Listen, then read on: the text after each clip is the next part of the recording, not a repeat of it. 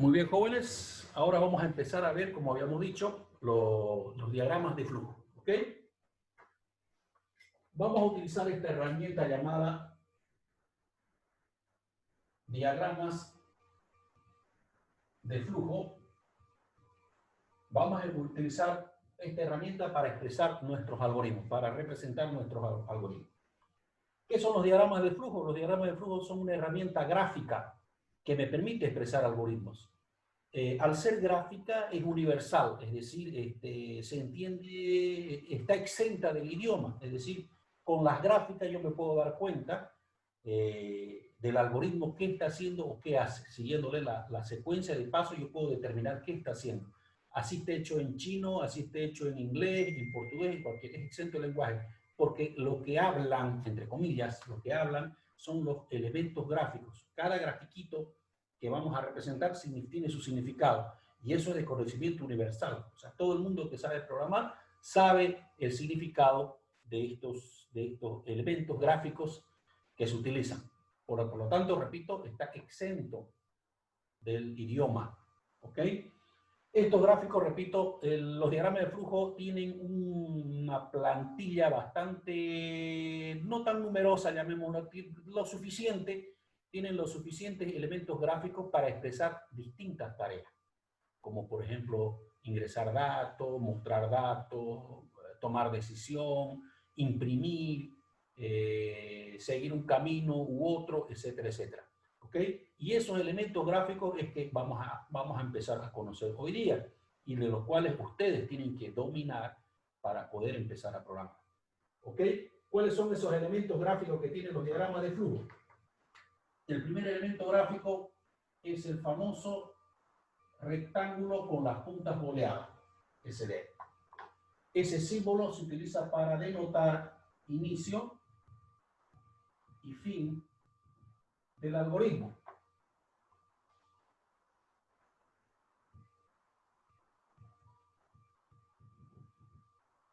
Entonces, este símbolo usted lo van a ver siempre al inicio y al final de todo algoritmo. ¿Ya? La persona que ve ese símbolo ya sabe que si está arriba va a empezar, y si está abajo y con flecha entrante es terminación, que tiene que terminar. El siguiente símbolo es este de acá. Es un rectángulo con las verticales oblicuas. Este símbolo se utiliza para denotar o indicar entrada de datos al algoritmo. ¿Ya? Cada vez que yo tenga que ingresar datos al algoritmo, tengo que hacerlo con este símbolo. Todo lo que está adentro es lo que está ingresando al algoritmo. ¿Ya? En la jerga informática, entrada de datos es sinónimo de leer datos. ¿Ya? Ustedes van a escuchar a un informático, a una persona que desarrolla algoritmos, utilizar esa palabra leer. Tenés que leer dos variables, te va a decir. Quiere decir, tenés que ingresar a dos variables, quiere decir. Entonces, la palabra leer es sinónimo de ingresar, de meter datos al algoritmo. El siguiente símbolo es este de acá. Este símbolo de acá es un rectángulo, hace mención a la mitad de una hoja cortada, más o menos así, fíjense. Esa es una hoja. Es como si yo la cortara. Eso es para denotar impresión de datos, salida de datos, ¿ya? Entonces, anotémoslo acá.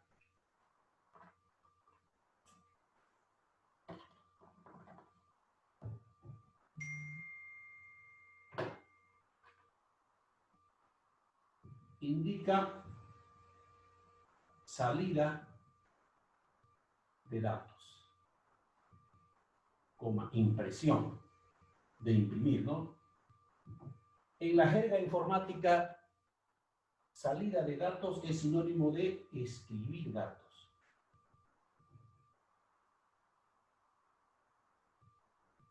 Muy bien. Ya tengo 3 símbolos que debo ir conociendo para la programación de computadores.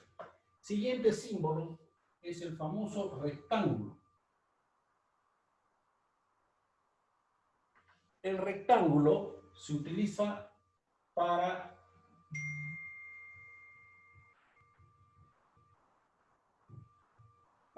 denotar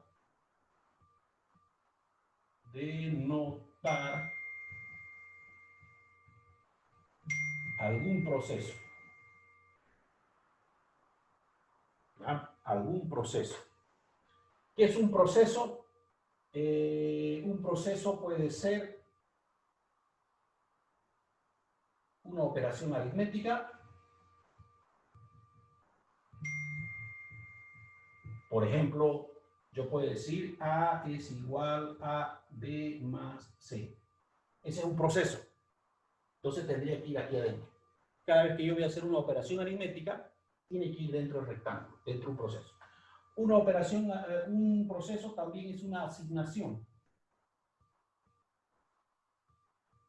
Por ejemplo, una asignación es A es igual a B, por ejemplo, que también lo puedo denotar como así. O sea, lo que está B se va a A. O dicho de otra manera, A agarra lo que tenga B. Yo puedo utilizar las flechitas hacia, o sea, denotando que está ingresando A, o cuando yo veo igual es lo mismo. Está diciendo que A agarra el valor de B. O sea, cualquiera de los dos, cualquiera de las dos notaciones que vos utilices está bien. Yo, particularmente, para evitar confusiones, utilizo la flechita. ¿Ya? No hay ningún problema. Pero en algunos libros ustedes van a ver el símbolo igual, es lo mismo. Y por último, un proceso puede ser una mención a algún proceso. ¿Ya?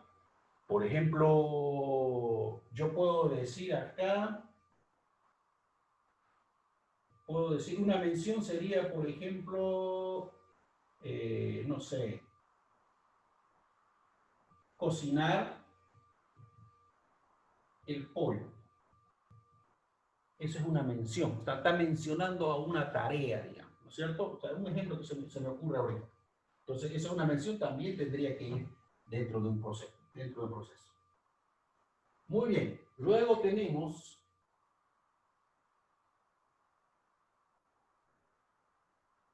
los siguientes símbolos. El famoso rombo. ¿Ok? El famoso rombo se utiliza para denotar, para acá, se utiliza para denotar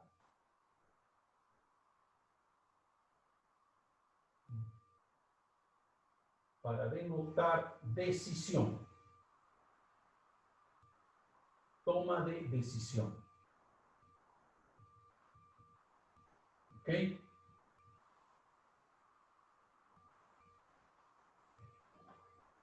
Se utiliza para denotar toma de decisión, coma, condición. Muy bien. Siempre que yo quiera preguntar algo, tengo que utilizar el símbolo rombo. Todo lo que está dentro del rombo es una pregunta. ¿Ya? No necesitan poner el signo de interrogación. Por ejemplo, fíjense, yo aquí puedo poner,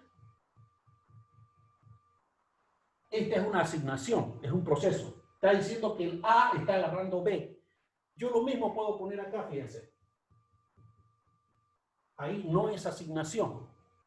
¿Por qué? Porque está dentro del rombo. Ahí es una pregunta. Ahí está diciendo A es igual a B. Y acá está diciendo A agarra lo que tiene B. Fíjense, el mismo texto, la misma instrucción, pero en diferentes símbolos. En el proceso vendría a ser una asignación. Y en condicional vendría a ser una pregunta. Todo lo que está dentro del rombo automáticamente se vuelve en pregunta. Entonces, inclusive uno le da la denotación de pregunta, la entonación, perdón, de pregunta. Uno dice acá A igual a B, ¿ya? Y cuando yo pregunto, siempre hay una de dos respuestas, o verdad o falso. En el computador no hay medias tintas, ¿no es cierto? Es como si tu cortejo te preguntara, ¿me querés? No hay más o menos. No, es o sí o no. ¿Me entiendes? Entonces en el computador no hay medias tintas. O sea, ante una pregunta va a haber una de dos respuestas, o verdad o falso. Entonces, todo lo que sea pregunta yo tengo que utilizar el rombo. ¿Ya? Y cuando hay una pregunta, va a haber una respuesta. Ya eso lo vamos a ver después. Por ejemplo, cuando yo pregunto acá A igual a B, significa por verdad va a ir, va a hacer algo, y por falso va a ir. Entonces, el computador viene y pregunta A igual a B, si es verdad, se va a venir por acá. Y va a hacer algo, cualquier otra cosa. Si la respuesta es falsa, se va a venir por acá y va a hacer otra cosa. Eso ya lo vamos a ver en su momento. ¿Ok? Siguiente símbolo. No borra bien mi pizarra, van a disculpar. Siguiente símbolo, las famosas flechas de izquierda a derecha, derecha a izquierda, de arriba a abajo, de abajo a arriba. Estas flechas se utilizan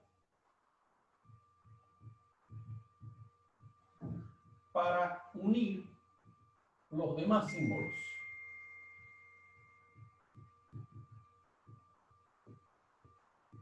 Del diagrama de flujo. Además, muestran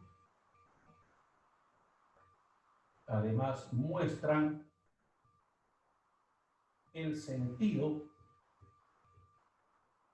u orientación